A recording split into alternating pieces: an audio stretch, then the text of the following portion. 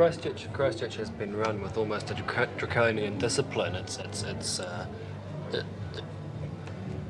The actual schools of music have been strictly adhered to. Yeah. So the public don't get too confused. Everyone knows their own venue. They go to it.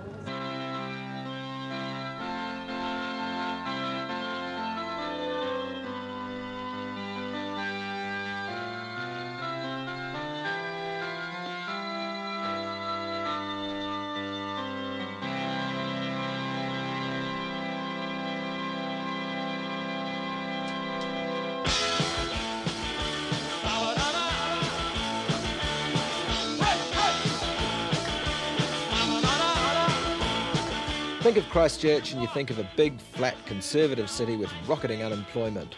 But it's also got the healthiest live entertainment scene in the country.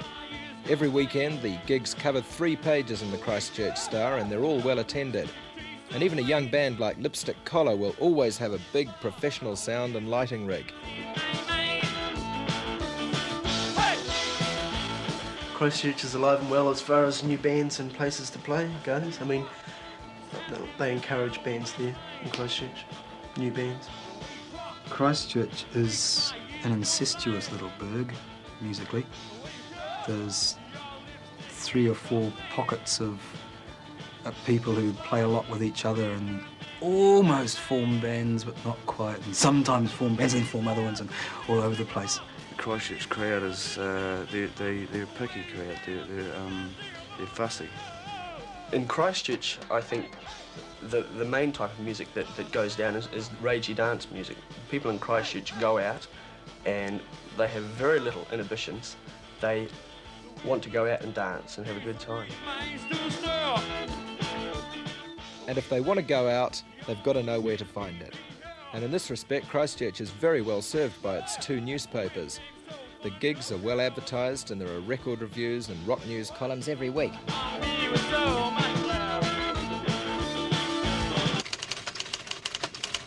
The Dean of Christchurch's rock writers, and probably the longest serving one in the country, is Rob White, who covers the night beat for the Star. I think because there is such an interest in music in Christchurch that we're able to cater for that and write as much as I can. I think there'd be, say, 3 categories of band here in Christchurch.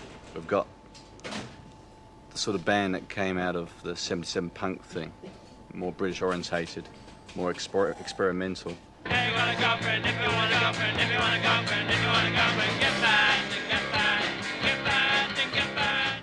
The second category are probably the more so-called glamour band, the one that perhaps becomes more known nationally.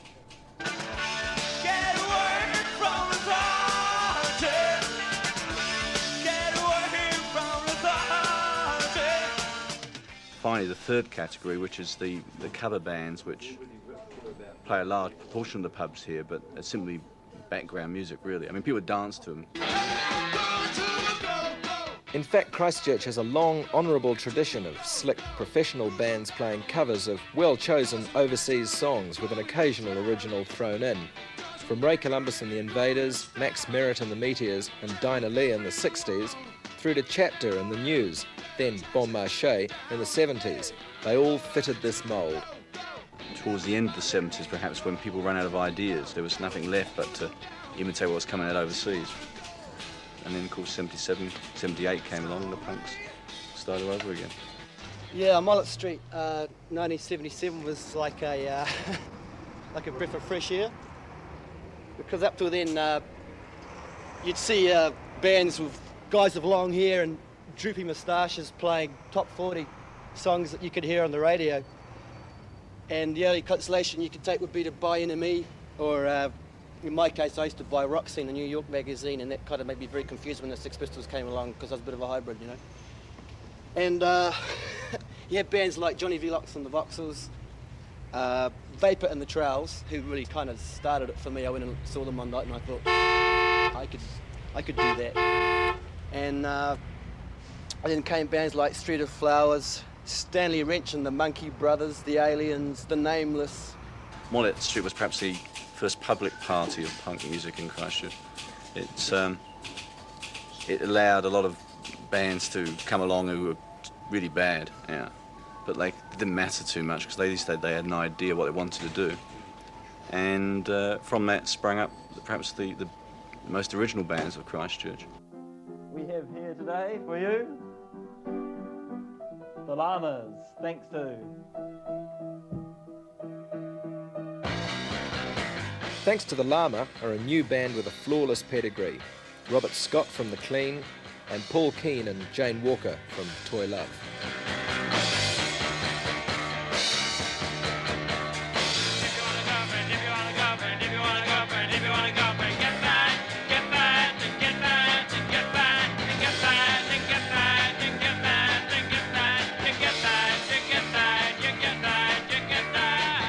It's interesting that in a city with an embarrassment of gigs to play at, there's a number of bands not chasing the elusive pub dollar.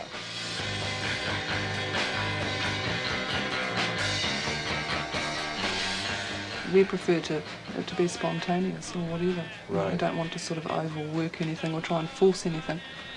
And that's really easy to do when you're playing regularly. I mean, if you're having to play 3 nights a week, every week or whatever. It's like being, like if you're a printmaker, like you want to keep your thing special, eh? You don't want to go printing thousands of the thing, You work on something and you make it, really good, you like it and you present it. But if you print thousands and thousands, it devalues, eh? It's nice to see there's still a few people out there with their rusty old aerosol cans and spike haircuts and boots and tapered jeans, and that's a pretty good one.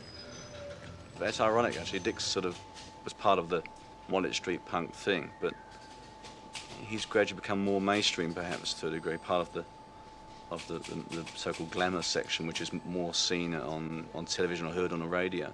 Hip singles, to me, indicate a character of Christchurch. It's a squat, tight, sort of knit little unit and fairly conservative in a lot of ways, too. I don't know, Christchurch frontmen seem to be very, very pushy, perhaps, to the degree. I mean, Dick Driver's a good example of being a very front person. I don't know, it's perhaps because they feel they've got to try a bit harder because they're from the South Island and not the North Island.